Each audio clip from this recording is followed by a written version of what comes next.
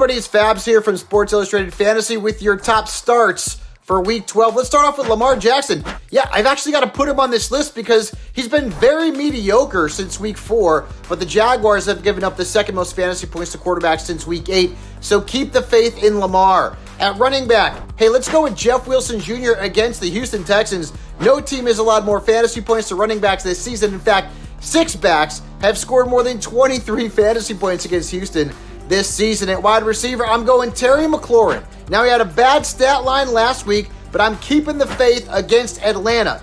Their defense has allowed 9 touchdowns and the 5th most fantasy points to perimeter receivers, so I love McLaurin to bounce back. And finally, at tight end, how about Pat Freiermuth coming off his best game of the season, 15.9 fantasy points against the Lions. I'm starting him on Monday night against the Colts. This defense has allowed 9 or more fantasy points to 7 tight ends, so start Pat Freiermuth.